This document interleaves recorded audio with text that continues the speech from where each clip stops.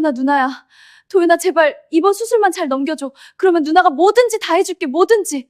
그날 밤 나는 병원 복도에서 믿을 수 없는 장면을 목격했다. 새벽 2시가 넘은 시각이었다. 형광등이 차갑게 내리쬐는 복도 끝, 그녀가 무릎을 꿇고 있었다. 간호복 그대로였다.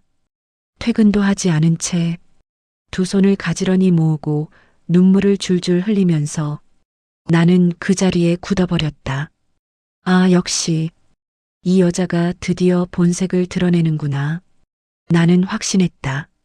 내 아들 강준혁이 사랑한다던 그 간호사, 한서윤. 그녀가 지금 누군가에게 빌고 있는 것이라고. 아마도 돈 때문에 혹은 지위 때문에. 나는 조용히 벽에 등을 붙이고 귀를 기울였다. 그런데 들려온 목소리는 내가 예상한 것과 전혀 달랐다. 도윤아, 누나야. 도윤아, 제발. 이번 수술만 잘 넘겨줘. 그러면 누나가 뭐든지 다 해줄게. 뭐든지. 그녀는 병실 문 앞에서 울고 있었다. 그 안에는 그녀의 남동생이 있었다. 12살. 선천성 심장병을 앓고 있는 아이. 나는 그 순간 내가 얼마나 잘못된 생각을 하고 있었는지를 깨달았다. 하지만 그것은 결말이었다. 이야기는 그보다 훨씬 전으로 거슬러 올라간다. 내가 이 병원에 환자로 입원한 날부터 사연 시작하기 전 구독과 좋아요는 이야기를 이어가는 큰 힘이 됩니다. 그럼 낭독 시작하겠습니다. 내 이름은 강태식이다. 올해 70이다. 사람들은 나를 이사장님이라고 부른다. 국내 최대 규모의 의료재단, 한성의료재단의 이사장. 전국에 5개의 대형 병원을 운영하고 있으며 직원 수만 해도 2만 명이 넘는다. 나는 평생을 이 자리에 오기 위해 살았다. 가난한 집안에서 태어나 피나는 노력 끝에 의대를 나왔고 작은 개인 병원에서 시작해 지금의 재단을 일구었다. 남들이 잘 때 나는 일했고 남들이 쉴 때 나는 공부했다. 그렇게 쌓은 것들이 있었다. 재산도 명예도 그리고 단 하나뿐인 아들도. 강준혁. 그 아이가 의대를 졸업하고 외과 전문의가 되던 날 나는 처음으로 눈물을 흘렸다. 병원에서는 울지 않는다는 내 원칙을 스스로 깨뜨린 날이었다. 그 아이가 내 모든 것을 이어받을 것이었다. 내가 피와 땀으로 세운 이 재단을, 내가 지켜온 이 이름을. 그런데 그 아이가 내게 말했다. 아버지, 저 결혼하고 싶은 사람이 있어요. 봄이 막 시작된 어느 저녁이었다. 나는 집무실에서 재단 이사회 자료를 검토하고 있었다. 내 아들 준혁이는 예고도 없이 문을 열고 들어왔다. 수술을 마친 직후인지 아직 수술복 위에 가운만 걸친 상태였다. 얼굴을 보니 알 것 같았다. 뭔가 중요한 말을 하러 왔다는 것이. 나는 서류에서 눈을 떼지 않은 채 말했다. 앉아라. 준혁이는 소파에 앉지 않았다. 그냥 내 책상 앞에 서서 나를 똑바로 바라보았다. 그 눈빛이 심상치 않았다. 아버지, 저 결혼하고 싶은 사람이 있어요. 나는 서류를 내려놓았다. 누구냐? 병원 간호사예요. 세병동에서 일해요. 이름은 한서윤이고 나이는 28이에요. 잠시 침묵이 흘렀다. 나는 천천히 안경을 벗고 아들을 바라보았다. 간호사? 네. 우리 병원 간호사? 네, 아버지. 나는 심호흡을 했다. 화를 내지 않으려고. 아들이 이미 성인이고 감정적으로 대응하면 안 된다는 것을 알고 있었다. 그래도 막상 그 말을 들으니 가슴이 뜨거워졌다. 준혁아. 네. 내가 누군지는 알고 있지? 알고 있어요. 한성의료재단 이사장의 아들이다. 이 나라에서 가장 큰 의료재단의 후계자야. 그 자리에 걸맞은 사람이 있어. 내가 선택한 사람은 그 기준에 맞지 않아. 준혁이는 표정 하나 변하지 않고 말했다. 저는 아버지의 후계자이기 전에 한 남자예요. 그리고 저는 서윤 씨를 사랑해요. 감정으로 결혼을 결정하는 거야? 그럼 뭘로 결정해요? 재산으로요? 집안으로요? 나는 자리에서 일어섰다. 그게 현실이다. 결혼은 두 사람만의 일이 아니야. 집안과 집안이 만나는 거야. 그 여자 집안이 어떤지는 알고 있어? 준혁이는 잠시 망설였다가 대답했다. 부모님은 두 분 다 일찍 돌아가셨어요. 지금은 아픈 남동생을 혼자 키우고 있어요. 아픈 남동생? 네. 선천성 심장병이에요. 입원 중이에요. 나는 코웃음을 쳤다. 그 순간 내 머릿속에는 하나의 생각이 자리를 잡았다. 아, 이 여자가 아들의 돈을 노리는 것이다. 심장병을 앓는 남동생. 그 치료비를 댈 여력이 없는 집안. 그리고 마침 찾아온 재벌 의사 아들. 나는 이것이 우연이 아니라고 확신했다. 준혁아, 냉정하게 생각해봐라. 그 여자가 너의 무엇을 보고 좋아하는 것 같으냐? 저를요. 정말 그렇게 생각해? 네. 그 여자가 아픈 동생을 혼자 키우고 있다. 치료비도 만만치 않을 거다. 너는 의사이고 이 재단의 후계자야. 그 여자 입장에서는 완벽한 조건이지. 준혁이의 눈빛이 흔들렸다. 그리고 곧 단단해졌다. 아버지는 서윤 씨를 한 번도 본 적도 없잖아요. 어떻게 그런 말을 할 수 있어요? 나는 사람을 오래 봐왔다. 그리고 세상이 어떻게 돌아가는지 알아. 그건 아버지의 편견이에요. 편견이 아니라 경험이다. 두 사람은 한동안 서로를 바라보았다. 그 침묵이 나는 불편했다. 아들이 나를 이렇게 똑바로 바라본 적이 없었다. 언제나 고개를 약간 숙이고 나의 뜻을 따르던 아이가. 아버지가 반대하셔도 저는 포기하지 않을 거예요. 준혁이는 그 말을 남기고 집무실을 나갔다. 나는 잠시 그 자리에 서 있었다. 창밖으로 보이는 서울의 야경이 평소보다 낯설게 느껴졌다. 그날 밤 나는 잠을 이루지 못했다. 천장을 바라보며 이런저런 생각을 했다. 준혁이는 순진한 아이가 아니다. 의대를 나와 외과 전문의가 될 때까지 그 아이가 얼마나 치열하게 살았는지 나는 알고 있다. 감정에 쉽게 흔들리는 성격도 아니다. 그렇다면 그 여자가 정말 그만한 사람인가? 아니면 내가 모르는 무언가가 있는 것인가? 나는 한 가지 결심을 했다. 직접 확인해 보겠다고.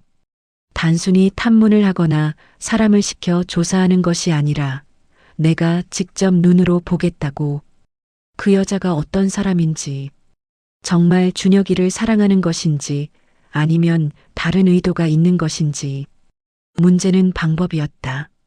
내가 이사장 신분으로 병원에 나타나면 그녀는 당연히 알아볼 것이다. 얼마 전 사보에 내 사진이 실렸고 전 직원이 이사장의 얼굴을 알고 있을 터였다. 그래서 나는 생각했다. 신분을 숨기고 직접 입원하면 어떨까? 처음에는 스스로도 터무니없다고 생각했다.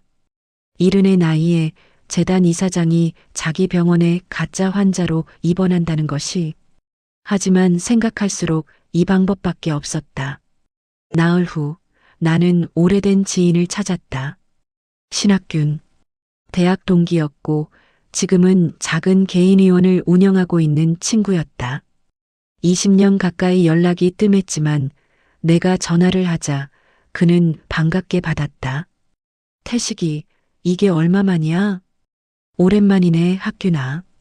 부탁이 있어서 연락했어. 무슨 부탁? 자세한 건 만나서 얘기하자. 우리는 다음날 조용한 식당에서 만났다. 나는 그에게 내 계획을 설명했다. 신분을 숨기고 내 병원 세병동에 입원하고 싶다고.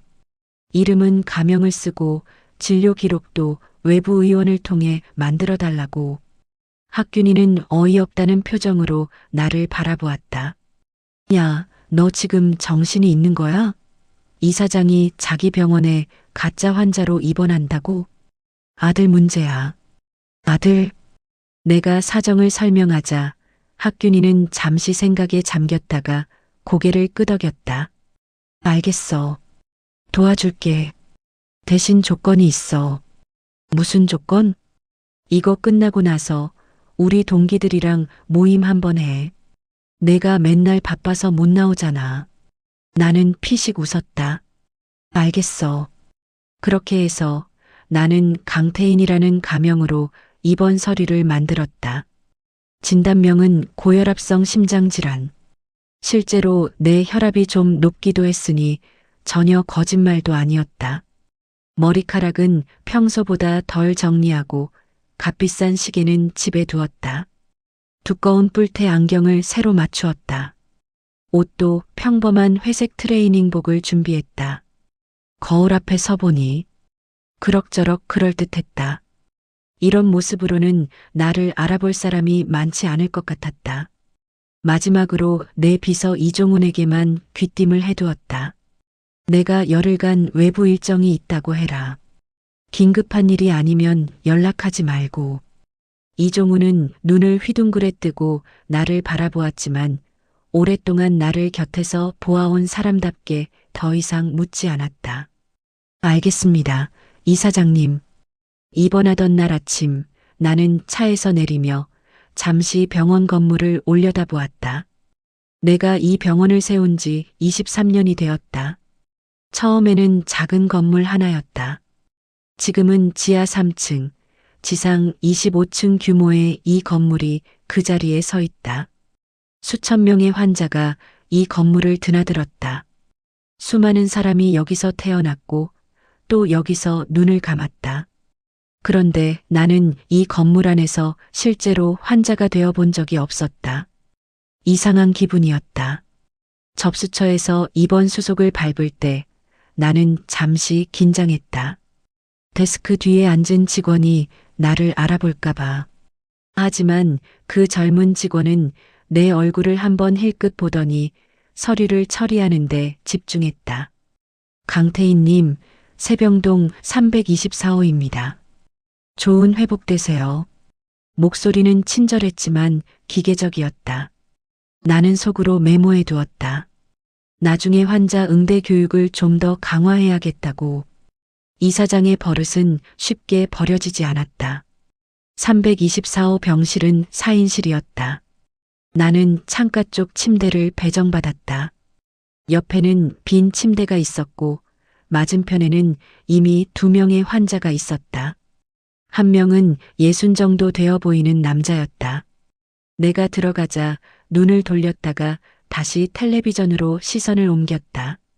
다른 한 명은 40대 중반쯤 되어 보이는 여자였는데 다리에 깁스를 하고 있었다. 나는 조용히 침대에 앉았다. 병실 특유의 냄새가 났다. 소독약과 린넨 섬유유연제가 뒤섞인 냄새. 오랫동안 이 냄새를 맡아왔지만 환자의 입장에서 맡으니 전혀 다르게 느껴졌다. 좀 더 무겁고 불안했다. 창밖으로는 병원 주차장과 그 너머로 도시의 풍경이 보였다. 나는 한동안 그냥 앉아 있었다. 내가 지금 뭘 하고 있는 거지? 스스로도 어이가 없었다. 첫 번째 만남은 오후 2시쯤이었다. 병실 문이 열리고 간호사 2명이 들어왔다.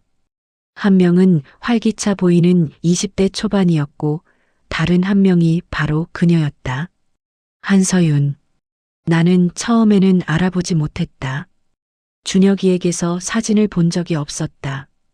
그래서 그냥 2명의 간호사 중 하나로 보았다. 그녀는 생각보다 작았다.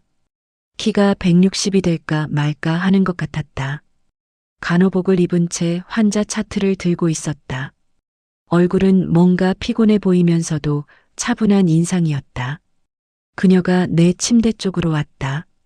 새로 입원하신 강태인님 맞으세요? 네, 맞습니다. 저는 담당 간호사 한서윤이에요.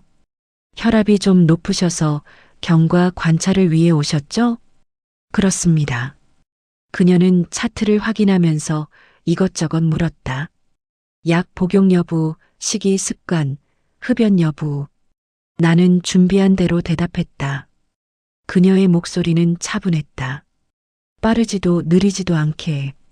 환자가 대답할 시간을 주면서 묻는 방식이 익숙해 보였다. 그때 나는 그녀가 강준혁이 좋아하는 사람이라는 것을 알았다. 준혁이가 언급한 이름이 기억났다. 나는 자연스럽게 그녀를 관찰하기 시작했다. 첫인상은 평범하다였다. 특별히 예쁘지도, 특별히 못나지도 않았다. 간호사라면 어디서나 볼 수 있을 법한 인상이었다. 눈에 확 띄는 스타일이 아니었다. 준혁이가 왜 이 여자를 좋아하는 거지? 솔직히 처음에는 그런 생각이 들었다. 그런데 그날 저녁이 되면서 나는 그 생각을 조금씩 바꾸게 되었다. 저녁 투약 시간이었다.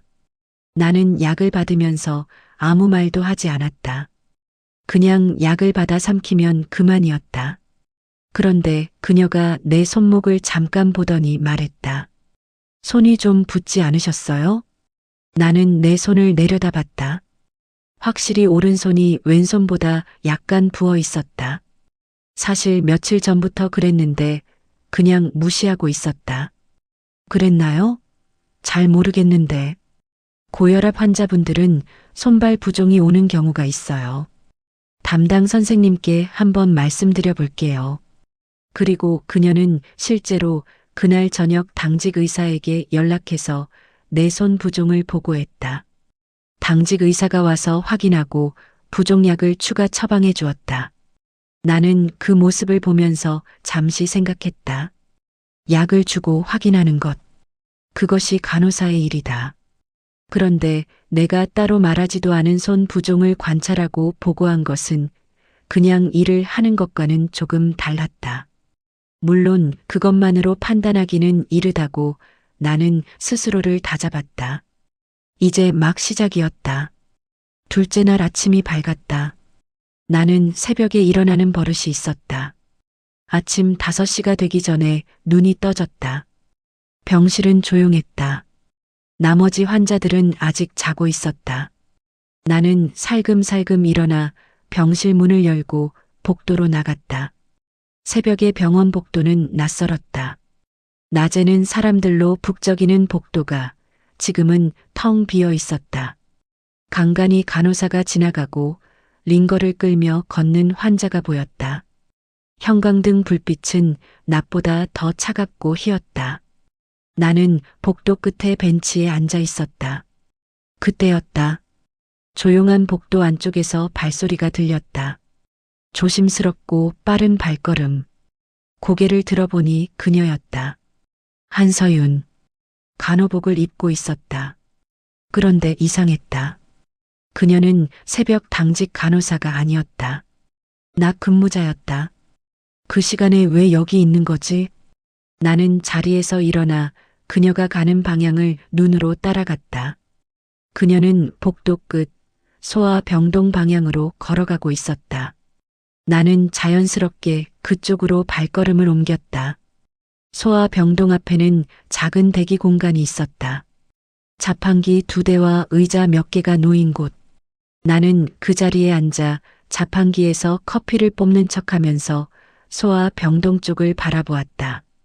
그녀는 병실 문 앞에 서 있었다. 잠시 안을 들여다보더니 조심스럽게 문을 열고 들어갔다. 나는 잠시 망설였다. 그리고 일어나서 복도를 천천히 걸으며 그 병실 번호를 확인했다. 317호. 나는 다음 날 아침 병원 전산에 접속할 방법을 생각했다. 하지만 그건 신분을 드러낼 위험이 있었다. 방법을 달리해야 했다. 사흘째 되던 날부터 나는 본격적으로 그녀를 관찰하기 시작했다. 물론 드러나지 않게. 나는 입원 환자로서 아주 자연스러운 동선을 이용했다. 오전에 복도를 산책하고 물리치료실에 들렀다가 돌아오는 길에 세병동 간호사 스테이션 앞을 지나쳤다. 오후에는 공용 라운지에 앉아 책을 읽는 척하면서 복도를 바라보았다. 그녀는 분주했다. 아침 근무가 시작되면 스테이션에서 인수인계를 받고 바로 라운딩을 시작했다. 각 병실을 돌며 환자 상태를 확인하고 차트를 기록하고 의사 처방이 들어오면 바로 처리했다. 일하는 속도는 빠르지 않았다. 그렇다고 느리지도 않았다. 정확했다. 내가 주목한 것은 속도가 아니라 태도였다. 첫 번째로 기억에 남은 장면은 사흘째 오전이었다. 복도를 걷다가 나는 우연히 병실 쪽에서 들리는 목소리를 들었다. 병실 문이 열려 있었다. 아씨, 바쁘다는 거 나도 알아. 그런데 이 약이 아까부터 들어가질 않잖아. 링거가 막혔다고. 제대로 좀 해줄 수 없어? 50살 정도 되어 보이는 남자 환자였다. 목소리가 컸다. 옆 병실에서도 다 들릴 것 같았다. 나는 복도에서 발을 멈추었다. 그녀가 그 환자 앞에 서 있었다. 죄송합니다. 제가 바로 확인해 드릴게요. 환자는 계속 불평했다. 그러니까 아까부터 말했잖아. 간호사들이 맨날 바쁘다고 한 다음에 막상 오면 또 금방 나가버리고 이게 무슨 서비스야? 그녀는 링거줄을 점검하면서 조용히 말했다. 링거 바늘 위치가 조금 틀어졌어요. 다시 잡아드릴게요. 잠깐만요. 아파. 네, 조금 따끔할 거예요. 잠깐만 참아주세요. 그녀는 능숙하게 바늘 위치를 다시 잡았다. 환자는 인상을 쓰면서도 더 이상 고함을 치지 않았다. 링거가 다시 원활하게 흘러들어가는 것을 확인하고 그녀가 말했다. 이제 괜찮으세요? 혹시 또 막히면 바로 콜벨 눌러주세요. 환자는 퉁명스럽게 고개를 끄덕였다. 그녀는 병실을 나왔다. 복도에 서 있는 나와 눈이 마주쳤다. 그녀는 짧게 미소 짓고 지나쳤다. 나는 그 표정을 보았다. 화난 것도 억울한 것도 아니었다. 그냥 담담했다. 나흘째 되던 날이었다. 오후 1시쯤 나는 공용 라운지에서 신문을 읽고 있었다. 그녀는 식사 배식을 도운 뒤 잠깐 라운지를 지나쳤다. 그때 나는 그녀가 손을 살짝 떠는 것을 보았다. 아주 미세하게. 모르는 사람이면 그냥 지나쳤을 것이다. 나는 그녀가 가는 방향을 눈으로 쫓았다. 그녀는 잠깐 스테이션에 들렀다가 구석 자리에 앉아 도시락을 꺼냈다. 아, 점심을 먹는구나. 그런데 도시락을 펼치고 몇 입을 먹다가 그녀는 그것을 다시 닫았다. 핸드폰을 꺼내 어딘가에 전화를 했다. 나는 그쪽 방향을 바라보았다. 라운지와 스테이션 사이에는 유리벽이 있어서 모습은 보였지만 소리는 들리지 않았다. 그녀의 표정이 점점 굳어갔다. 무슨 말을 듣는 것 같았다. 고개를 끄덕이다가 잠시 눈을 감았다. 전화를 끊고 나서 그녀는 도시락을 그냥 가방에 넣었다. 다 먹지 않은 채로. 그리고 일어나서 다시 일을 시작했다. 나는 그 모습을 보면서 저절로 눈살이 찌푸려졌다. 무슨 전화였을까? 아픈 동생 때문인가? 나는 아직 속단하지 않기로 했다. 닷새째 오후였다. 나는 처음으로 그녀와 제대로 된 대화를 나누었다. 혈압을 체크하러 온 그녀에게 나는 조심스럽게 말을 걸었다. 서윤 씨라고 했죠? 네, 맞아요. 그녀는 혈압기를 감으면서 대답했다. 여기서 일한 지 오래됐어요? 3년쯤 됐어요. 힘들지 않아요? 간호사 일이 많이 힘들다고 하던데. 그녀는 잠시 혈압 수치를 확인하고 차트에 기입했다. 그리고 말했다. 다 힘들죠, 뭐. 그래도 보람이 있어요. 어떤 보람? 그녀는 살짝 웃었다. 환자분이 좋아지셔서 퇴원하실 때요. 그때 얼굴 보면 기분이 좋아요. 그거면 충분해요? 충분하죠. 대답이 간결했다. 혈압 130에 85예요. 어제보다 좀 낮아졌어요. 잘 쉬고 계신 덕분인 것 같아요. 식사는 하셨어요? 네. 저녁도 꼭 챙겨 드세요. 고혈압 환자분들은 공복이 길어지면 안 좋아요. 그녀는 혈압기를 정리하면서 말했다. 따로 불편한 거 있으세요? 이것저것 궁금한 게 있어서요. 말씀하세요. 317호 병실에 입원한 환자가 누군지 혹시 알아요? 그녀가 잠깐 나를 보았다. 눈빛이 살짝 달라졌다. 환자 정보는 알려드리기 어려워요. 개인정보라서요. 그렇군요. 저도 아이들을 걱정하는 거라서요. 소아병동이잖아요. 그녀의 표정이 잠깐 흔들렸다가 다시 평온해졌다. 저도 거기 가끔 들르거든요. 조카가 비슷한 또래라서. 나는 적당히 둘러댔다. 그녀는 잠시 망설이더니 말했다. 걱정이 되시면 가끔 들르셔도 돼요. 면회 시간 지키시면요. 그리고 그녀는 병실을 나갔다. 나는 그 짧은 대화를 곱씹었다. 그녀는 환자 정보를 묻는 나에게 원칙을 지켰다. 개인정보라서 알려드리기 어렵다고. 그것이 당연한 것처럼 말했다. 그런데 어딘가 표정이 흔들렸다. 317호에 자신의 남동생이 있는 것을 아는 모양이었다. 내가 그것을 묻는다는 것도 눈치챈 듯했다. 그래도 원칙을 지켰다. 엿새째 되던 날이었다. 나는 처음으로 그녀가 퇴근하지 않는다는 것을 알게 되었다. 저녁 6시, 낮 근무가 끝나는 시간이었다. 나는 창가에서 주차장을 내려다보았다. 간호사들이 하나둘씩 나왔다. 그런데 그녀는 보이지 않았다. 이상하다 싶었다. 나는 저녁 산책 겸 복도를 한 바퀴 돌았다. 세병동 스테이션에는 야간 근무 간호사들이 인수인계를 받고 있었다. 그런데 소아병동 쪽으로 걸어가다가 나는 그녀를 발견했다. 그녀는 317호 병실 앞에 서 있었다. 간호복 위에 카디건을 하나 걸친 채 손에는 작은 비닐봉지를 들고 있었다.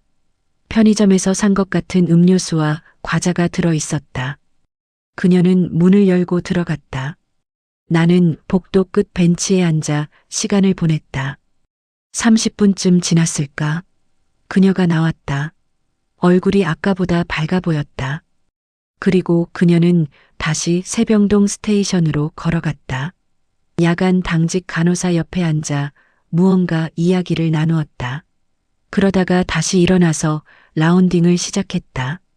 나는 어리둥절했다. 퇴근 후에 남동생을 보고 그리고 다시 일을 하는 건가?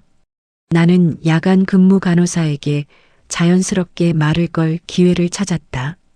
다음 날 아침 내가 새벽 산책을 마치고 들어오는 길에 야간 당직이 막 끝날 무렵이었다. 야간 근무를 마치고 나오는 젊은 남자 간호사에게 나는 말했다. 수고가 많으세요. 감사합니다. 혹시 어젯밤에 서윤 씨가 자원에서 남았나요? 저녁에 그분을 본 것 같아서요. 남자 간호사가 잠깐 나를 보더니 말했다. 아, 서윤 씨요? 어제 인력이 부족해서 야간 도움 요청이 들어왔거든요. 서윤 씨가 자기가 하겠다고 했어요. 원래는 쉬어야 하는 날인데. 자원했다고요? 네. 사실 여기 인력이 항상 빡빡해요. 근데 서윤 씨는 뭐 항상 그렇거든요. 그냥 한다고 해요. 피곤할 텐데. 남자 간호사는 말을 마치고 가버렸다. 나는 잠시 그 자리에 서 있었다. 낮에 풀 근무를 하고 퇴근 후 남동생을 보고 그리고 야간 자원까지. 이 여자는 언제 쉬는 건가? 일일째 되던 날 오전이었다. 나는 물리치료를 마치고 복도를 걷다가 우연히 의사 한 명과 그녀가 대화하는 것을 듣게 되었다. 의사는 30대 중반쯤 되어 보이는 레지던트였다. 한 간호사, 오늘 321호 박씨 환자 말인데. 네, 선생님. 보호자가 면회 와서 항생제 교체 요청을 했는데 뭐라고 했어? 보호자분이 인터넷에서 다른 항생제가 더 효과적이라는 글을 읽으셨다고 하셔서 처방은 담당 선생님과 상의해 주셔야 한다고 말씀드렸어요. 그 보호자가 나한테 와서 간호사가 불친절했다고 컴플레인 넣었어. 그녀가 잠깐 멈추었다. 죄송합니다. 그렇게 느끼셨다면요. 그냥 알아서 넘어가지. 보호자 기분 맞춰줄 수도 있잖아. 그런데 담당 선생님의 처방을 제가 임의로 바꿀 수는 없잖아요. 원칙대로 안내한 것뿐인데요. 레지던트가 한숨을 쉬었다. 알았어. 그냥 앞으로는 좀 유연하게 대처해줘. 네, 선생님. 레지던트가 가고 나서 그녀는 잠시 서 있었다. 표정은 읽기 어려웠다. 납득한 것인지 억울한 것인지. 나는 그 장면이 마음에 걸렸다. 원칙을 지켰는데 컴플레인을 받은 것이다. 처방을 임의로 바꾸는 것은 간호사의 권한 밖의 일이다. 그것을 그녀는 알고 있었다. 그래서 원칙대로 안내했다. 그런데 그게 불친절로 돌아왔다.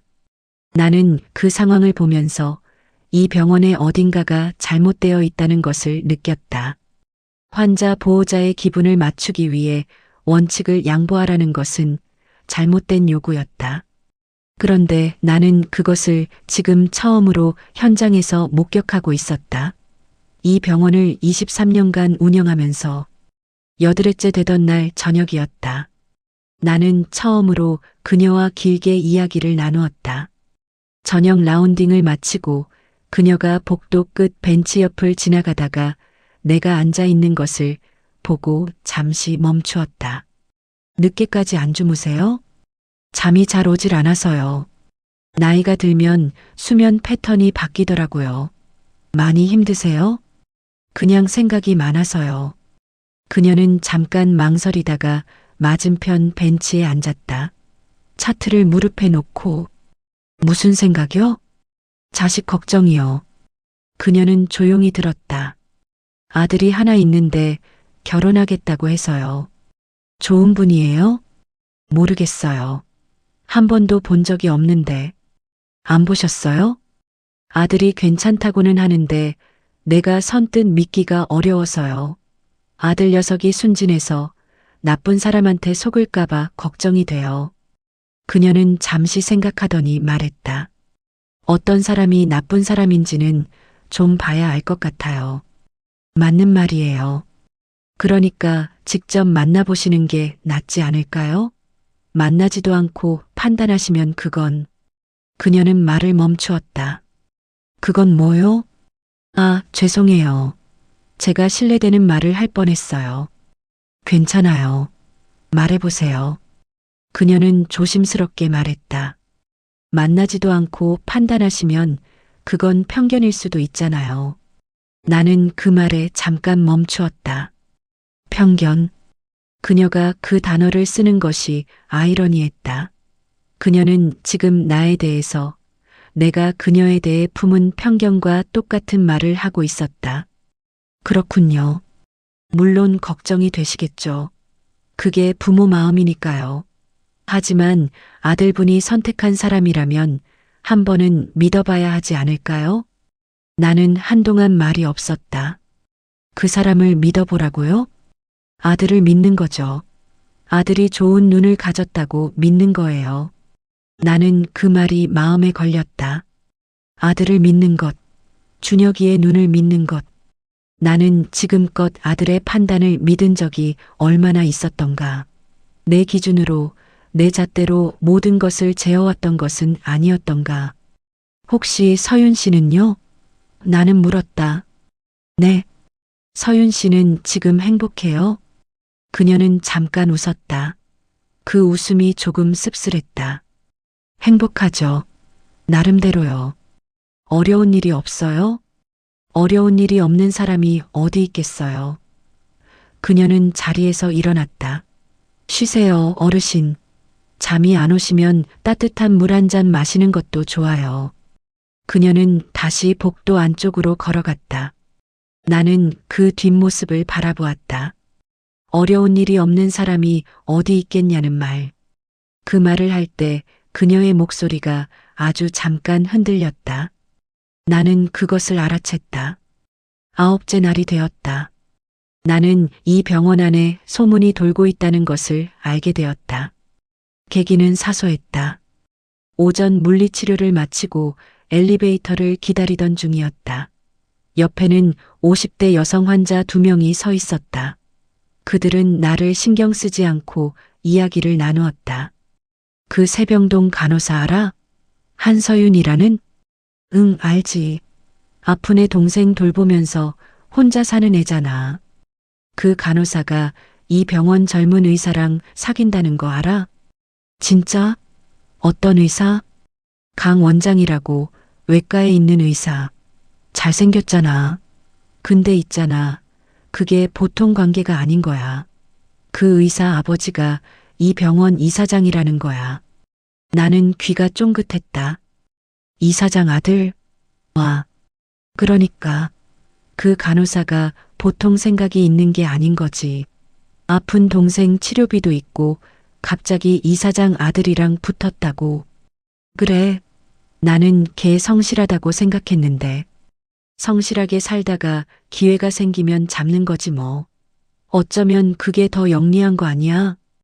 엘리베이터가 열렸다. 2사람은 안으로 들어갔다. 나는 잠시 서 있다가 다음 엘리베이터를 기다렸다. 마음이 복잡했다. 직접 그녀를 본 것이 아니라 소문만으로 그녀를 판단하는 사람들. 나는 그들을 비난할 수 없었다. 며칠 전에 나도 그렇게 판단했으니까. 아니, 솔직히 말하면 나는 지금도 완전히 확신하지 못하고 있었다. 그날 오후 나는 더 직접적인 소문을 들었다. 점심을 먹고 라운지에서 쉬고 있을 때였다. 간호사 2명이 지나가면서 이야기를 나누는 것이 들렸다. 서윤 씨, 요즘 강 원장이랑 자주 보이던데? 응, 나도 봤어.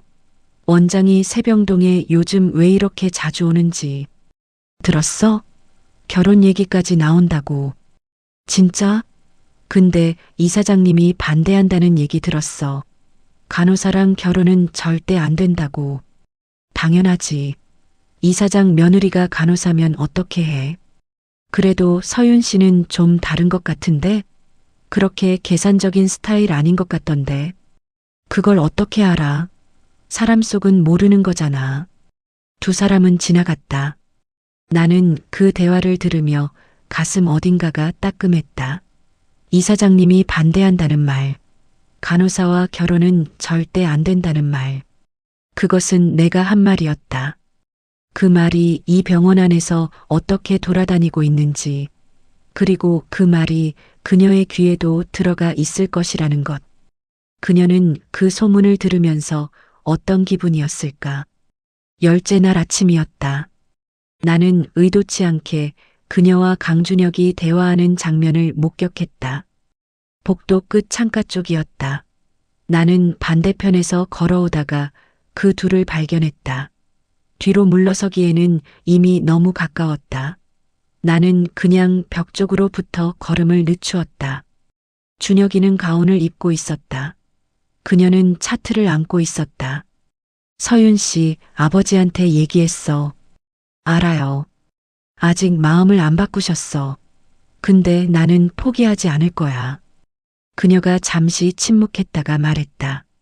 준혁 씨, 응? 혹시 저 때문에 아버지랑 사이가 나빠지고 있는 거 아니에요? 그건 내가 감당해야 할 부분이야. 저는 그걸 원하지 않아요. 가족이 소원해지는 게 제일 무서운 거예요. 저는 그걸 너무 잘 알아서. 준혁이가 그녀를 바라보았다.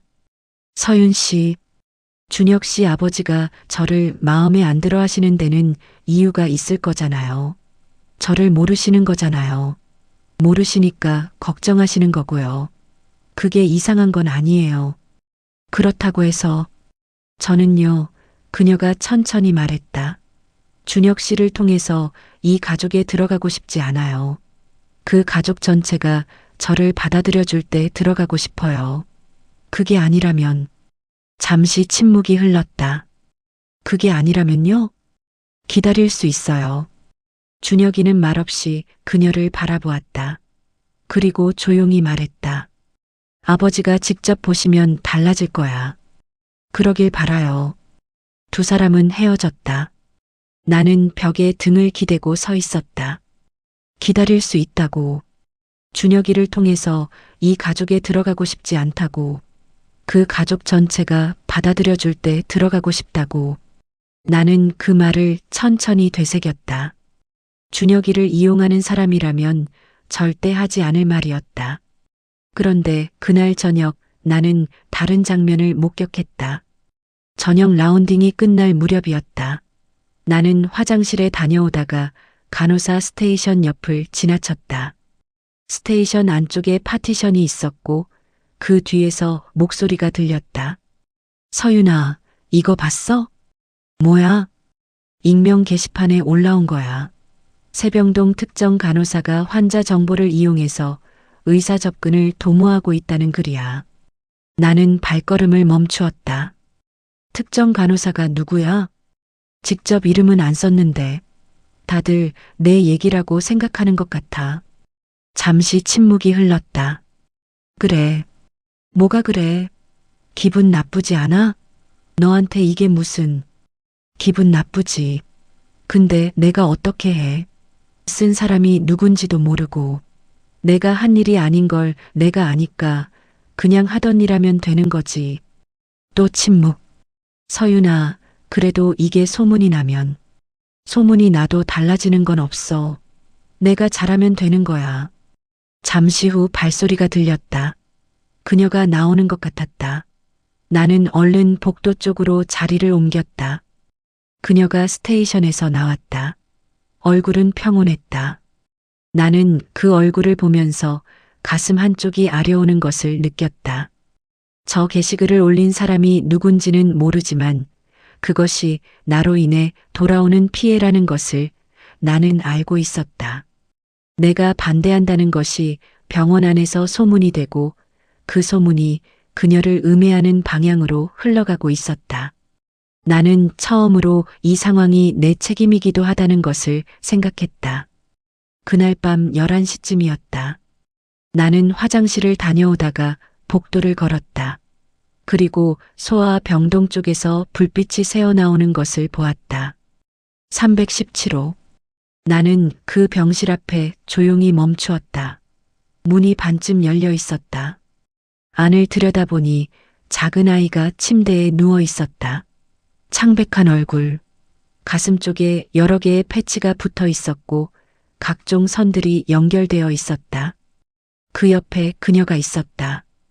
의자를 아이 침대 옆에 붙여놓고 아이의 손을 잡은 채 낮은 목소리로 무언가를 이야기하고 있었다. 아이는 눈을 반쯤 뜨고 그녀를 바라보고 있었다. 나는 그 모습을 보면서 발이 떨어지지 않았다. 누나, 나 괜찮을 거지? 아이의 목소리가 들렸다. 가늘고 작은 목소리였다. 응, 도윤이는 괜찮을 거야. 수술이 좀 무섭지? 응, 근데 누나가 있으면 덜 무서워. 그래, 그럼 누나 계속 있을게. 학교는요?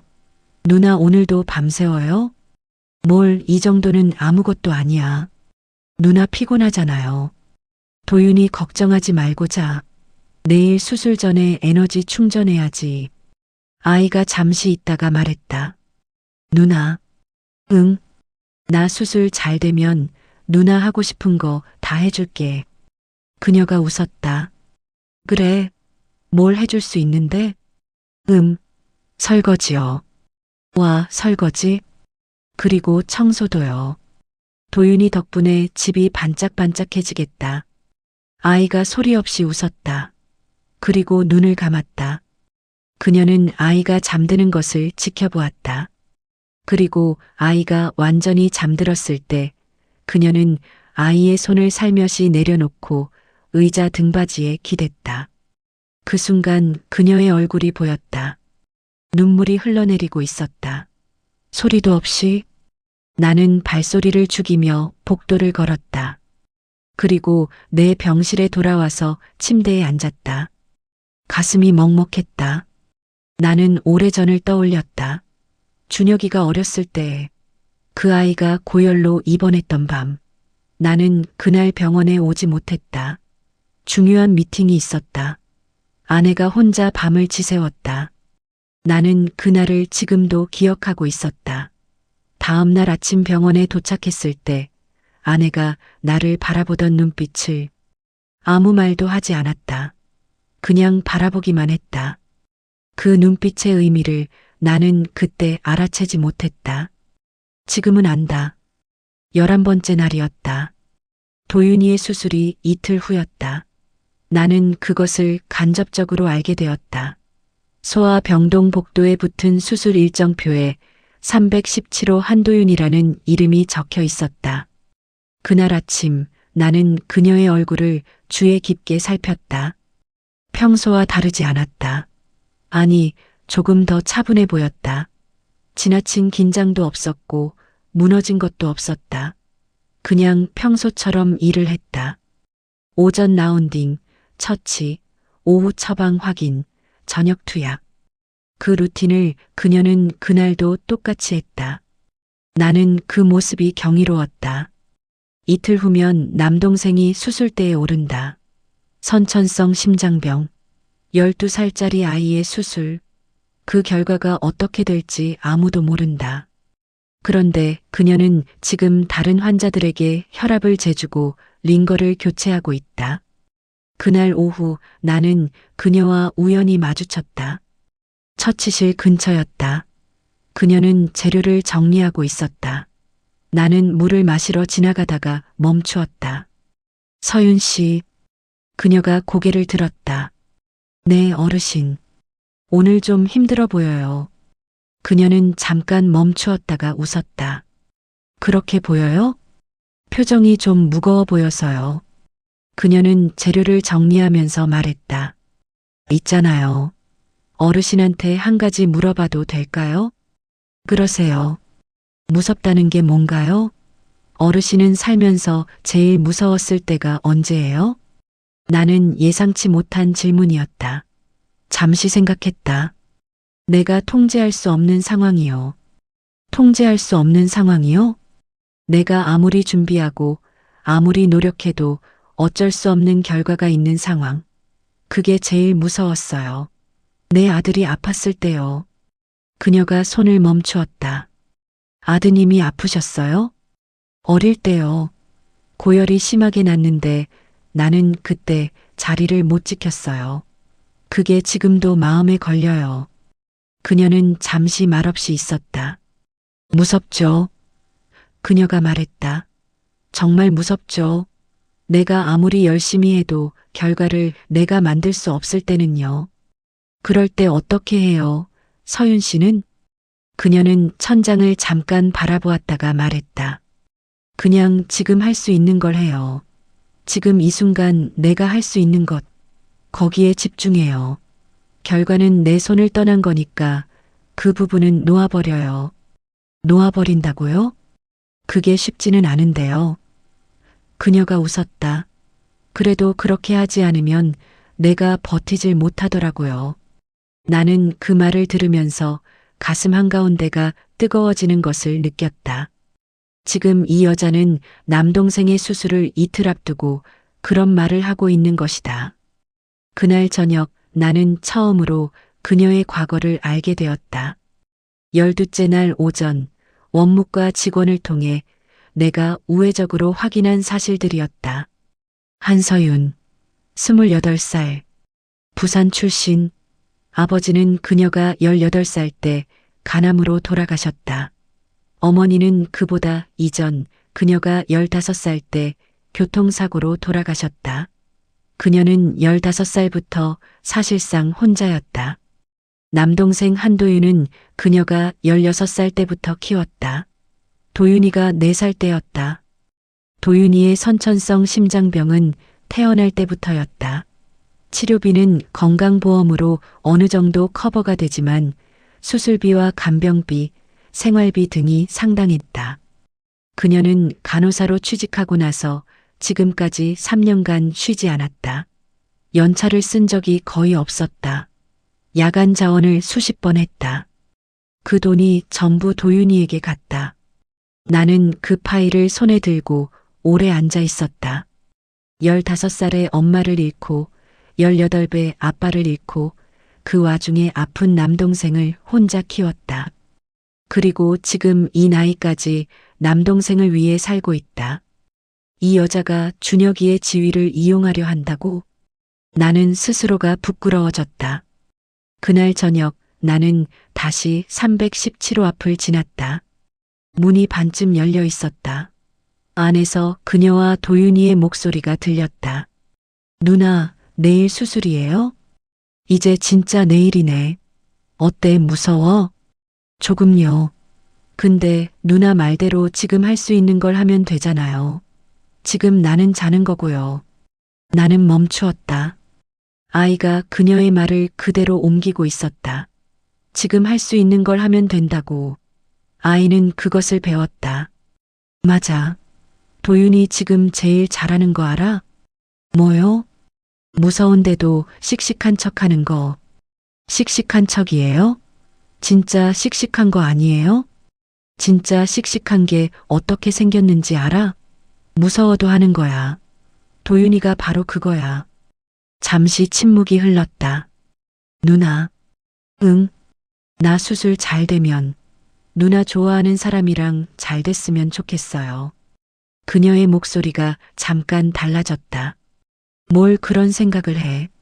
누나 행복했으면 좋겠어요. 매일 일하고 나 돌보고 나 때문에 힘든 거 알아요. 도윤아. 정말이에요. 그 의사 선생님 좋은 사람 같아요. 가끔 병실 들르잖아요. 그녀가 웃었다. 눈물 섞인 웃음소리가 들렸다. 응, 좋은 사람이야. 그럼 행복하게 되면 되잖아요. 도윤아, 누나는 지금도 행복해. 도윤이랑 있으면. 저 없어도 행복해야 해요, 누나. 나는 그 말에 가슴이 내려앉는 것 같았다. 저 없어도 행복해야 해요. 12살짜리 아이가 수술 전날 밤에 하는 말이었다. 나는 병실로 돌아와서 오래 앉아 있었다. 내가 이 병원에 입원한 지 열이틀이 되었다. 처음에 나는 무엇을 보려고 했었나? 이 여자가 계산적인 사람인지, 아들의 지위를 이용하려는 사람인지. 그런데 내가 본 것은 무엇이었나? 낮에 일하고 밤에 남동생을 돌보는 사람, 소문에 흔들리지 않는 사람, 원칙을 지키는 사람, 기다릴 수 있다고 말하는 사람, 그리고 수술 전날 밤 눈물을 감추고 아이에게 씩씩하다고 말해주는 사람. 나는 그 모든 것을 이 두 눈으로 보았다. 그런데도 아직 내 안에 남아있는 것이 있었다. 마지막 확인. 나는 아직 한 가지 질문에 대한 답을 얻지 못했다고 생각했다. 이 여자가 정말로 준혁이를 사람 자체로 사랑하는지 아니면 준혁이가 가진 무언가 때문에 사랑하는 것인지 그것을 알아야 했다. 나는 마지막 시험을 생각하기 시작했다. 10사흘째 되던 날이었다. 도윤이의 수술이 오전 9시에 예정되어 있었다. 나는 새벽 일찍 일어나 복도를 걸었다. 아직 어두컴컴한 시각이었다. 소아병동 쪽으로 걸었다. 317호 앞에는 아무도 없었다. 나는 잠깐 그 앞에 멈추었다가 돌아왔다. 내 병실에 돌아와 앉아서 나는 생각했다. 마지막 시험이 어떤 것이어야 하는지. 나는 한 가지 계획을 세웠다. 잔인한 방법이었다. 스스로도 그것을 알고 있었다. 하지만 나는 확신이 필요했다. 오전 8시, 도윤이가 수술실로 옮겨지기 1시간 전이었다. 나는 조심스럽게 그녀를 찾았다. 그녀는 세병동 스테이션에서 오전 라운딩 준비를 하고 있었다. 얼굴이 창백했다. 잠을 못 잔 것 같았다. 나는 그녀에게 다가가 말했다. 서윤 씨, 잠깐 이야기할 수 있을까요? 그녀가 나를 보았다. 어르신, 무슨 일이세요? 좀 급한 이야기예요. 조용한 데서 얘기할 수 있을까요? 그녀는 잠깐 주위를 살피더니 끄덕였다. 우리는 복도 끝에 작은 면담실로 들어갔다. 그녀는 문을 닫고 나를 바라보았다. 나는 말을 꺼냈다. 서윤 씨, 사실 말씀드릴 것이 있어요. 네. 나는 사실 이 병원 이사장입니다. 그녀의 얼굴이 굳었다. 나는 천천히 말을 이었다.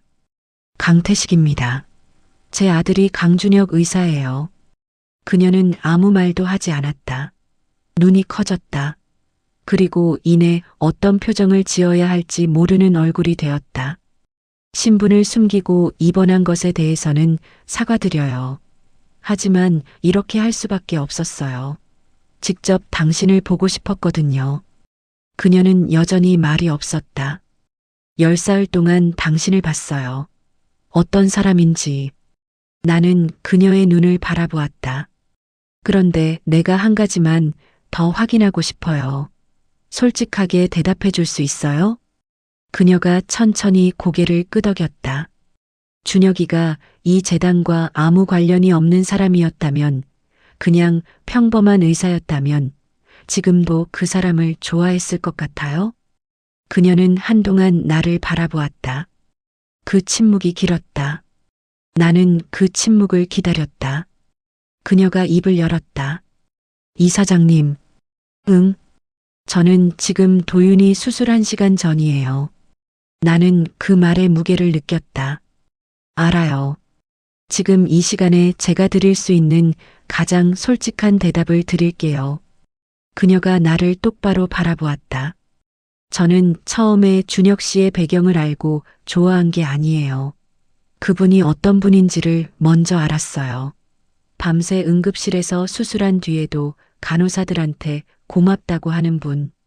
어떤 환자도 차별 없이 대하는 분. 그런 분이어서 좋아하게 됐어요. 그녀가 계속 말했다. 그분이 이사장님 아드님이라는 걸 나중에 알았을 때 솔직히 그게 두려웠어요. 이런 상황이 될 줄 알았거든요. 그래서 제가 먼저 헤어지자고 했어요. 2번이나요. 나는 그것을 몰랐다. 2번이나요? 네. 근데 그분이 안 된다고 했어요. 내가 포기하는 게 아니라 도망가는 거라고 했어요. 그 말에 제가 또 설득됐어요. 나는 아들이 그런 말을 했다는 것을 처음 알았다. 그녀가 말을 이었다. 이사장님께 솔직히 말씀드릴게요. 저는 도윤이가 없어도 준혁 씨를 좋아했을 거예요. 도윤이가 있어서 준혁 씨가 필요한 게 아니에요. 오히려 준혁 씨와의 관계가 도윤이에게 부담을 줄까봐 걱정했어요. 그게 제가 2번이나 헤어지려 했던 이유예요. 그녀의 눈에 눈물이 맺혔다. 하지만 그녀는 울지 않았다. 이사장님이 저를 의심하시는 거 이해해요. 저도 누군가 제 동생 가까이에 있으면 의심했을 것 같아요. 하지만 저는 준혁 씨의 사랑을 이용한 적이 없어요. 앞으로도 그러지 않을 거예요. 만약 이사장님이 끝까지 반대하신다면 저는 그냥 기다릴 거예요. 강요하지 않을 거예요. 나는 한동안 말이 없었다. 그녀가 말했다. 저 지금 도윤이한테 가도 될까요? 가요. 그녀는 일어나서 문을 향해 걸었다. 그리고 문 앞에서 멈추더니 고개를 돌렸다. 이사장님, 10살 동안 직접 보러 오신 것, 그것만으로도 감사해요. 믿으려고 노력하신 거잖아요. 그리고 그녀는 나갔다. 나는 빈 면담실에 앉아 있었다. 믿으려고 노력하신 거잖아요. 그 말이 가슴에 박혔다. 나는 그 자리에서 한 가지 결심을 했다. 시험은 끝났다. 아니, 시험이라는 생각 자체가 잘못되었다는 것을 이제야 알았다. 이 여자는 내 시험의 대상이 아니었다. 처음부터 나는 핸드폰을 꺼내 준혁이에게 전화를 했다. 아버지, 준혁이의 목소리가 들렸다. 지금 어디 있어? 수술실 앞이요. 방금 도윤이 들어갔는데. 잠깐 침묵이 흘렀다. 아버지, 어디 계세요? 목소리가. 나 지금 병원 안에 있어. 예. 가서 얘기해. 수술실 앞 대기 공간은 조용했다. 나는 그 긴 복도를 걸어갔다. 준혁이가 수술실 앞 의자에 앉아 있었다. 나를 보더니 눈이 커졌다. 그리고 자리에서 일어났다. 아버지, 어떻게? 나중에 설명할게. 나는 그 옆에 앉았다. 준혁이는 말없이 앉았다. 두 사람이 나란히 수술실 문을 바라보았다. 한참 후 준혁이가 먼저 말했다. 아버지, 화 안 나세요? 뭐가? 서윤 씨 일이요. 나는 잠깐 있다가 말했다. 화는 안 나. 내가 잘못 생각했다고. 준혁이가 나를 바라보았다. 그 말씀이 진심이에요? 내가 거짓말을 하더냐. 오랜 침묵이 흘렀다. 수술실 안에서 간간히 소리가 들렸다. 나는 준혁이에게 말했다. 준혁아. 네. 내가 10사흘 동안 가짜 환자로 입원해서 서윤 씨를 봤어. 준혁이의 얼굴이 굳었다. 뭐라고요? 신분 숨기고 입원했어. 강태인이라는 가명으로. 준혁이는 한동안 아무 말도 하지 못했다. 그리고 이내 낮은 목소리로 말했다. 아버지, 그게 무슨 잘못된 방법이었다. 인정해. 하지만 달리 방법이 없었어. 아버지는 서윤 씨를 못 믿으셨던 거잖아요. 못 믿었지. 처음에는. 지금은요? 나는 수술실 문을 바라보았다. 지금은 내 며느리로 데려와도 좋겠다는 생각이 들어. 준혁이가 숨을 멈추는 것 같았다. 나는 계속 말했다. 10사흘 동안 내가 본 것들이 있어. 그것들이 거짓말이 아니라는 것도 알아. 아무도 그렇게 오래 거짓말을 할 수는 없어. 특히 아무도 보지 않는 새벽에 아픈 동생 앞에서 그렇게 있을 수는 없어. 준혁이는 눈을 감았다. 나는 한참 후에야 그것이 눈물을 참는 것임을 알았다. 아버지, 응, 감사해요. 고마워할 것 없어. 내가 처음부터 그랬어야 했어. 내 눈을 믿었어야 했어. 수술은 4시간이 걸렸다. 나는 그 4시간 동안 수술실 앞에 앉아 있었다. 준혁이와 나란히. 그녀는 오지 않았다. 그녀도 낮 근무가 있었다. 나는 나중에 알았다. 그녀가 라운딩 중에 5번이나 몰래 수술실 쪽으로 내려와서 수술이 끝났는지 확인했다는 것을. 오후 1시쯤 수술실 문이 열렸다. 집도의인 소아심장외과 의사가 마스크를 내리며 나왔다. 수술 잘 됐습니다. 경과를 지켜봐야 하지만 예상보다 좋아요. 나는 눈을 감았다.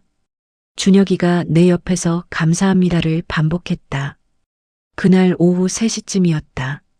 그녀가 퇴근 후 병실로 달려오는 것을 나는 창가에서 보았다. 간호복 위에 외투도 걸치지 않은 채 달리는 것 같은 걸음으로. 잠시 후 준혁이에게서 문자가 왔다. 서윤 씨가 도윤이 깨어난 것 알고 울었어요. 아버지한테 감사하다고 전해달라고 했어요. 나는 핸드폰을 내려놓았다. 그날 저녁 나는 퇴원 수속을 밟았다. 10사흘. 생각보다 긴 시간이었다. 그리고 그 10사흘 동안 나는 처음으로 이 병원을 환자의 눈으로 보았다. 접수처의 기계적인 인사말, 복도에서 들리는 소문, 원칙을 지키면 컴플레인이 들어오는 현실, 그리고 야간 자원을 거듭하면서도 묵묵히 일하는 사람들. 나는 퇴원 서류를 들고 세병동으로 갔다. 스테이션에는 야간 근무 간호사들이 막 인수인계를 시작하고 있었다. 그녀는 없었다. 나는 스테이션 간호사에게 물었다. 한서윤 간호사 어디 있어요? 소아병동에 계실 거예요. 나는 소아병동으로 걸어갔다. 317호 앞에서 나는 멈추었다. 문이 열려 있었다. 안에는 그녀가 있었다. 준혁이도 있었다. 그리고 침대에서 눈을 뜬 도윤이가 있었다. 아이는 아직 산소 마스크를 하고 있었다. 얼굴은 창백했다. 그래도 눈을 떴다. 그녀가 아이의 손을 잡고 있었다. 준혁이가 나를 발견하고 자리에서 일어나려 했다. 나는 손을 들어 막았다. 그냥 바라보고 싶었다. 그 세 사람을 조금 더 나는 복도 끝 벤치에 앉아 잠시 그 병실을 바라보았다. 그러다 일어나서 걸었다. 엘리베이터를 타고 1층으로 내려갔다. 로비를 가로질러 걸어가다가 잠깐 멈추었다. 이 건물을 내가 세운 지 23년이 됐다. 수천 명의 사람이 이 건물을 드나들었다. 수많은 이야기가 이 안에 있었다. 나는 그중 이 10사흘 동안 단 하나의 이야기 속에 있었다. 그것만으로도 충분했다. 밖으로 나왔다. 봄 저녁 공기가 얼굴에 닿았다. 나는 핸드폰을 꺼내 준혁이에게 전화를 했다. 3번 울리고 나서 준혁이가 받았다. 아버지, 이제 퇴원하셨어요? 응. 어디 계세요? 병원 앞. 잠시 침묵이 흘렀다. 아버지. 응. 서윤 씨가 한번 인사드리고 싶다고 하는데요. 나는 잠깐 있다가 말했다. 그래. 나와. 10분 후 준혁이와 그녀가 병원 입구에서 나왔다. 그녀는 여전히 간호복이었다. 외투를 걸쳐 입고 있었다. 나와 눈이 마주쳤다. 그녀가 다가와 나 앞에 섰다. 그리고 고개를 숙였다. 이사장님, 저 한서윤입니다. 나는 처음으로 그녀와 제대로 마주 보았다. 그 눈에는 긴장도 있었고 뭔가 단단한 것도 있었다. 알아요. 잠시 침묵이 흘렀다. 내가 먼저 말했다. 10사흘 동안 나한테 환자 대해주느라 수고했어요. 그녀가 고개를 들었다. 눈이 살짝 커졌다. 그리고 미안해요. 내가 먼저 믿었어야 했는데. 그녀의 눈에 눈물이 고였다. 나는 그 눈물을 보면서 말했다. 울 것 없어요. 앞으로 잘하면 되지. 그녀가 고개를 끄덕였다. 그 끄덕임이 작지만 단단했다. 준혁이가 옆에서 나를 바라보고 있었다. 그 눈빛에 무언가가 있었다. 오랜만에 보는 눈빛이었다. 어릴 때 내가 학교 운동회에 갔던 날 달리기에서 1등을 한 준혁이가 나를 바라보던 눈빛. 감사하다는 눈빛. 나는 차에 탔다. 창문 너머로 그 2사람이 보였다. 나란히 서서 내 차를 바라보고 있었다. 나는 잠깐 그 모습을 보다가 눈을 거두었다. 운전기사에게 말했다. 가자. 차가 움직이기 시작했다. 나는 창밖으로 지나가는 봄밤의 서울을 바라보았다. 이사장의 체면, 가문의 이름, 집안의 격. 내가 평생 중요하게 여겼던 것들이 있었다. 그런데 그 10사흘 동안 내가 본 것은 그런 것들이 아니었다. 새벽 2시에 혼자 우는 사람, 밥을 먹다가 전화를 받고 도시락을 닫는 사람, 소문이 나도 흔들리지 않고 일하는 사람, 아픈 동생에게 씩씩하다고 말해주는 사람, 그리고 이사장 앞에서도 고개 숙이지 않고 저는 준혁 씨를 2번이나 먼저 떠나려 했다고 말한 사람. 그 모든 것이 나는 틀리지 않은 선택이었다고 이제는 알 것 같았다. 아들의 눈이 맞았다. 그로부터 6달 후 도윤이는 퇴원했다. 수술 경과는 기대보다 훨씬 좋았다. 의사들도 놀랄 정도였다. 아이는 처음으로 학교를 다닐 수 있게 되었다. 퇴원 날 나는 그 자리에 있었다. 준혁이가 도윤이의 짐을 들었다. 그녀는 도윤이의 손을 잡았다.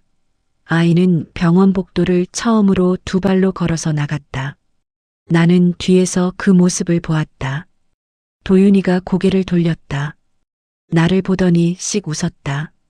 나는 오랫동안 이 병원에서 그런 웃음을 보지 못했다.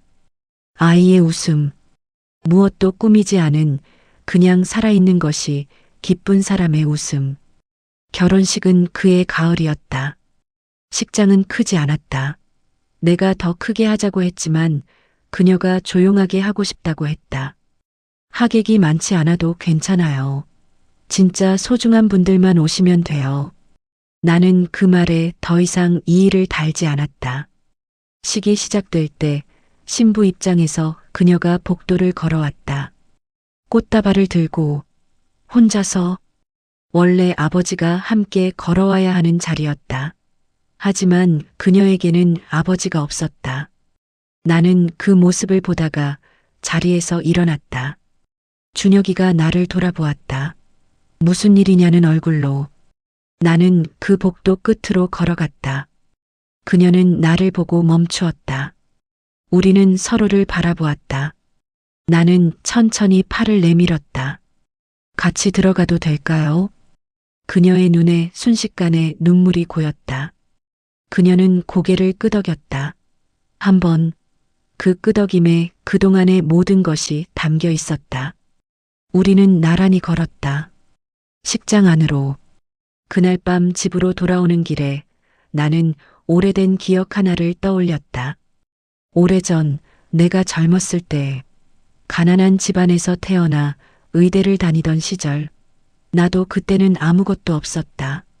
가진 것은 성실함과 끈기뿐이었다. 그때 나를 믿어준 사람이 있었다. 지금은 돌아가신 나의 스승이었다. 그분은 나를 처음 보고 이렇게 말씀하셨다. 좋은 사람이 좋은 의사가 된다. 내가 어떤 집안인지보다 내가 어떤 사람인지가 중요하다. 나는 그 말을 잊지 않고 살았다고 생각했다.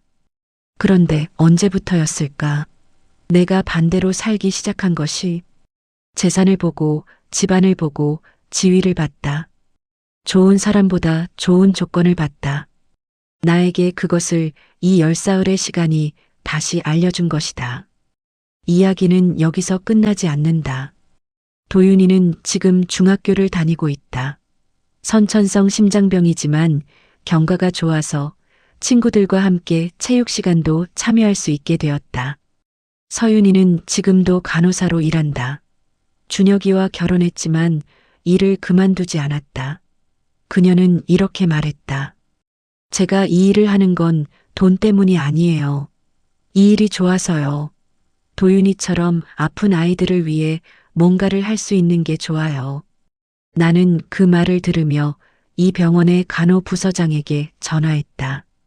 야간 자원 간호사들에게 특별 수당을 책정하는 방안을 검토해 주세요. 그리고 환자 응대 교육도 다시 정비해야 할 것 같아요. 부서장이 잠깐 침묵했다가 말했다. 이사장님, 갑자기 왜요? 그냥 생각이 났어요. 나는 그 이유를 설명하지 않았다. 굳이 설명할 필요가 없었다. 어느 날 나는 준혁이와 서윤이의 집에 방문했다. 처음 방문이었다. 도윤이가 문을 열어주었다. 아이는 나를 보더니 웃었다. 어서 오세요, 할아버지. 나는 그 말에 잠깐 멈추었다. 할아버지. 살아오면서 그 말이 이렇게 따뜻하게 들린 적이 없었다. 나는 안으로 들어갔다. 서윤이가 주방에서 나왔다. 앞치마를 두르고 있었다. 아버님 오셨어요? 좋아하시는 거 여쭤보려고 했는데 준혁이한테 물어봤어요. 나는 식탁에 앉았다. 뭘 좋아하는지 물어봤어요? 된장국이요. 준혁이가 아버님은 어릴 때부터 된장국을 제일 좋아하신다고 했어요. 준혁이가 언제 그런 것을 기억하고 있었는지 나는 잠깐 놀랐다. 밥상이 차려졌다. 우리 넷이 둘러앉았다. 도윤이가 숟가락을 들더니 말했다. 잘 먹겠습니다. 크고 씩씩한 목소리였다. 그 소리에 식탁 주위가 잠깐 웃음으로 채워졌다. 나는 그 웃음 속에 앉아서 된장국 한 숟가락을 떴다. 따뜻했다. 나는 지금도 가끔 그 열사흘을 떠올린다. 형광등 불빛이 차가운 복도, 새벽 2시의 병실, 아픈 아이 앞에서 손을 잡고 있던 한 사람, 그리고 내가 건넨 팔, 결혼식 복도에서 내가 팔을 내밀었을 때 나는 아마도 처음으로 누군가에게 진심으로 팔을 내밀었던 것 같다. 준혁이를 낳고 키우면서도 나는 늘 팔을 내밀지 않았다. 도와줄 테니 따라오라는 식이었다. 내 방식대로, 내 기준대로. 그런데 그날 나는 그냥 내밀었다. 아무것도 요구하지 않고, 아무것도 기대하지 않고. 그랬더니 그녀가 잡았다. 그게 전부였다.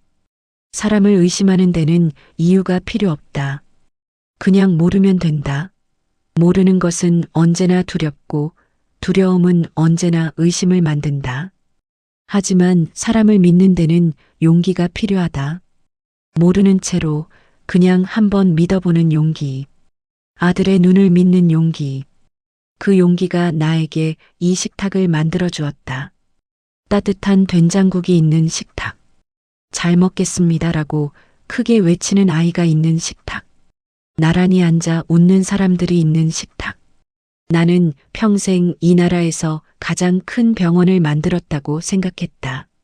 하지만 진짜 내가 원한 것은 어쩌면 이것이었는지도 모른다. 이 작은 식탁 하나.